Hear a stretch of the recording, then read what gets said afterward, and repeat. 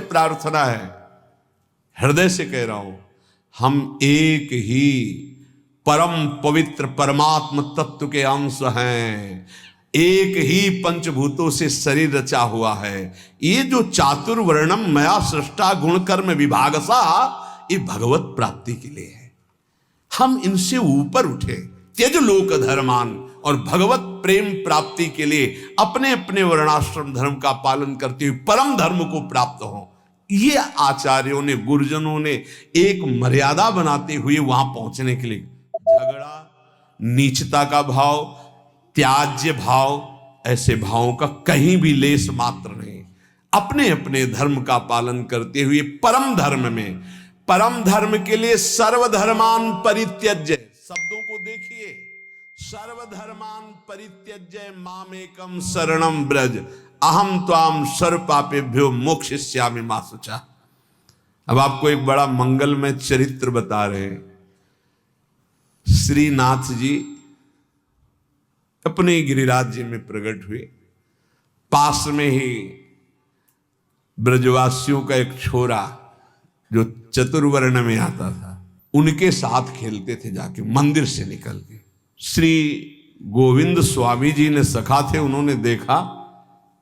अब सखा का भाव तो सखे जैसा होता है, उसका भी कान्हा ही नाम था।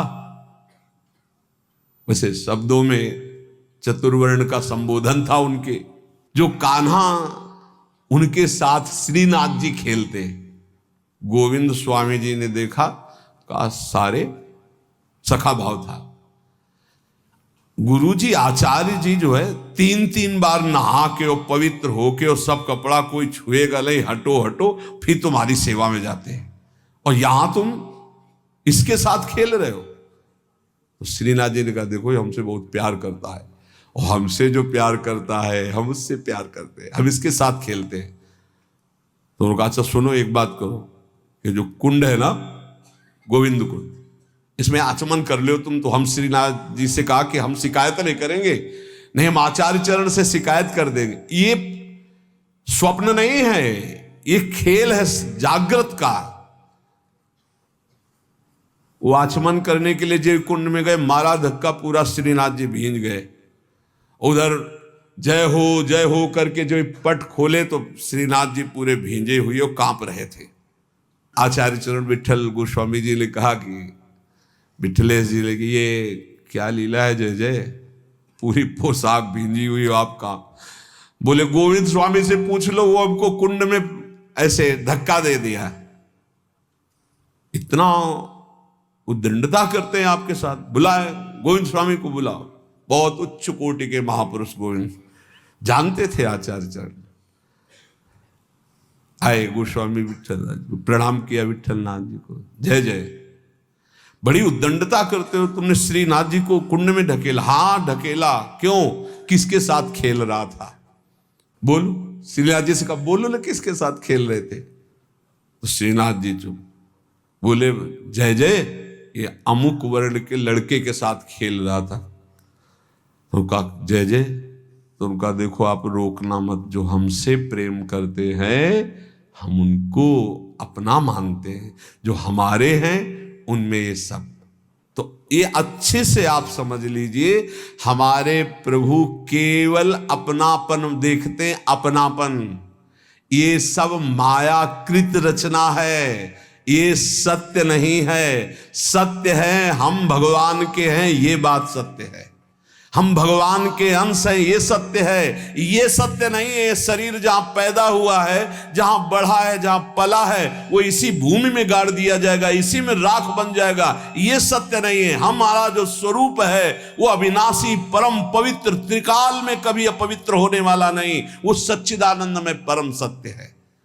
इस बात को अच्छे से समझा जाए, हम सब भगवत प्राप्ति कर सकते हैं। जैसे जैसे महान भागवत हुए, वही अंश आपके अंदर है। केवल आप विषयों के चिंतन में, विषयों में, खेलों में अपने जीवन को नष्ट कर रहे हैं, इसलिए आप कह रहे हैं कि मैं बहुत ऐसा। अगर आप अभी चिंतन करने लगे, भगवत स्वरूप में आए, तो आप प्रभु के जन हैं, आप प्रभु के स्वरूप हैं, आप प्रभुमय हैं। ये जानने की बिल्कुल ये जो बाहरी बातें इनको लेकर के बड़ा चुभता है जब किसी बड़े के मुखों से सुनते हैं। हमें प्रोत्साहन देना चाहिए उसको भगवत प्राप्ति के लिए, ना कि उसको इतना गिरा देना चाहिए कि वो कभी सोच ही न पाए कि मैं भी भगवत प्राप्ति कर सकता हूं। हमारा इतिहास भरा हुआ है कि कोई भी कहीं से भी भगवान का भजन करे तो वो भगवत स्वरूप को प्राप्त हुआ है, वो महान ऋषि बन गया है। इसलिए सबसे प्रार्थना है, पूज्य पादुड़िया बाबा जी कह रहे कि जैसे विद्वता का बल, जाति का बल, धन का बल, रूप का, ये सब भगवत भक्ति उदय नहीं होने देते। इसीलिए हमें लगता है कि भगवान की बड़ी कृपा है उनके ऊपर जिनके पास कोई उपाधि नहीं है। ये उपाधि बड़ी उपद्रव पैदा कर देती है, पदवियां बड़ी उपद्रव पैदा कर देते हैं। यदि समर्थ ना हुआ तो गुरु प्रतापी ही इस पदवियों को सह सकता नहीं। दक्ष ने देखो ना, प्रजापति बन गए तो भगवान शंकर को कैसे कटु वचन बोल रहे थे। तो जिसे ब्रह्मा, बड़े बड़े महर्षि वशिष्ठ, वाल्मीकि आदि ध्यान धरते थे, हमारे ब्रज के ग्वाल बाल उसके साथ कैसे खेलते थे, ये बात देख करके इनको सबको आश्चर्य हुआ है। ब्रह्मा जी को तो इतना आश्चर्य हुआ कि उन्होंने अपनी माया का प्रभाव दिखाना चाहा, सखाओं को गायब कर दिया, बछड़ों को भी गायब। ऐसा कभी भोग लगाते हुए सुना है? ऐसे सब सखा बैठे मंडलाकार। वो आश्चर्य है, मंडलाकार में सबके सामने गोविंद का मुख है, किसी के सामने पीठ नहीं है, और पहले कोई गोविंद को नहीं पवाता। ये ब्रज की रीति है, पता नहीं कैसा लगे, इसलिए सब पहले अपने मुख में लेते। हाँ, ये छाछ मीठी है, मुंह में आ गई, अब हम पा नहीं सकते क्योंकि मीठी है। इशारा किया नेत्रों से, कन्हैया नजदीक आए, पवा दे। ये बात देखकर ब्रह्मा जी को लगा कि इन ग्वाल वालों की जूठन खाने वाला ये क्या परब्रह्म परमात्मा तत्व है। देखें इनकी वैभव संपन्न कोई लीला, तब हमारा विश्वास पुष्ट हो। बड़े बड़े भगवान की प्रेम लीला को समझ पाना बड़ा कठिन है। अगर सखा रूठ जाता है तो भगवान हाथ जोड़ के मनाते हैं, नहीं खेल से मुझे मत निकालो।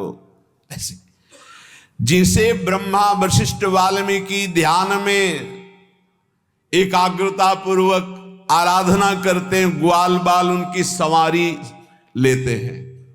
बकैया ठाकुर जी घोड़ा बनकर चलते हैं, ऊपर से सखा बैठते हैं। ये प्रेम सर्वोपरि जिसमें भगवान अधीन हो जाते हैं। प्रेमी चाहे प्राण निकल जाए, कभी भगवान से भी कुछ नहीं मांगते तो फिर बाहरी से क्या चाह करेंगे। इस मार्ग के पथिक को कभी किसी के आगे हाथ नहीं फैलाना चाहिए। ध्यान से अपने जीवन में देख लीजिए, सुने न देखे कि प्रेमी भक्त भिखारी, तभी कहा एक अनन्य व्रत खाड़े की सी धार। इनसे मिलना, उनसे बात करना, उनके पास जाना, उनके पास बैठना। तुम कोई नेता हो, कोई सभापति हो, तुम्हें समाज सुधार करनी है, तुम्हें अपना सुधार करना है, तो ये प्रपंच क्यों? गर्दन नीची माधुकरी मांगा, या जहां गुरु प्रदत्त प्रसाद पाया एकांत सेवन करते हुए, सेवा है तो सेवा, एकांत सेवन करते हुए इनसे मिलना, उनसे मिलना। ये निंदा स्तुति प्रपंच, इससे क्या लाभ ले लोगे? बाहरी वेश भगवत प्राप्ति नहीं कराता, आंतरिक उद्देश्य भगवत प्राप्ति कराता है। यदि बाहरी वेश और आंतरिक उद्देश्य दोनों हो तो जगत मंगल, यदि बाहरी वेश और आंतरिक उद्देश्य नहीं तो दुर्गति। इस बात को समझ लीजिए, उद्देश्य क्या है आपका। कुछ लोग तो इतने में ही संतुष्ट हो जाते हैं, अच्छा भोजन मिला, कपड़ा लत्ता मिला, दिनचर्या बढ़िया दिन कट रहा है। अरे भाई, इसके लिए नहीं नहीं, सुने न देखे प्रेमी भक्त भिखारी, तिनको दाम काम को लोभ न जिनके कुंज बिहारी। जिन्होंने प्राण प्रीतम प्रभु को अपना मान लिया। वो किसी के आगे बाबूजी कह के रुपया के लिए हाथ पसारे, बोले कभी ऐसा नहीं देखा गया, वो नाटक है, दम्भी है, पाखंड हो सकता है, ऐसे कोई भगवान का भक्त नहीं कर सकता, पक्का ऐसा कभी नहीं देखा गया। हमने देखा है महापुरुषों को, कभी ऐसी तो ठाकुर जी या जमीन पे रख दो तुम, ऐसे मांगा नहीं, ऐसे कभी नहीं। तिनके दाम काम को लोभ न जिनके कुंज बिहाई। तुम्हें भगवान का भरोसा नहीं तो कैसे भक्त, कैसे भगवान का भरोसा नहीं तो भक्त कैसे। सब आश्चर्यमय कार्य उसके होते हैं जो भगवान का भरोसा रखता है, दृढ़ भरोसा। किसी से यदि हाथ पसार दिया तो कलंक लग जाएगा भगवान की शरणागति में। बने तो रघुबर ते बने, बिगड़े तो भरपूर तुलसी और अंते बने ताबन में पे धूर। चाहे गृहस्थ भक्त हो या विरक्त भक्त हो, ऐसे नहीं।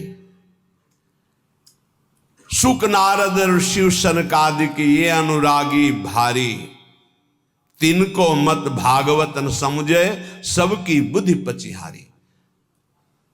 महाजनों गतेन सपन था। जिस मार्ग में हमारे गुरुजन गए हैं वही मार्ग हमें भगवत प्राप्ति करा सकता है। ये सब नाटकबाजी नहीं।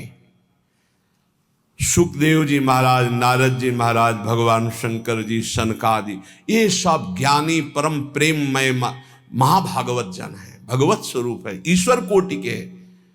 इन्होंने जो आदेश किए हैं वैसे चलो।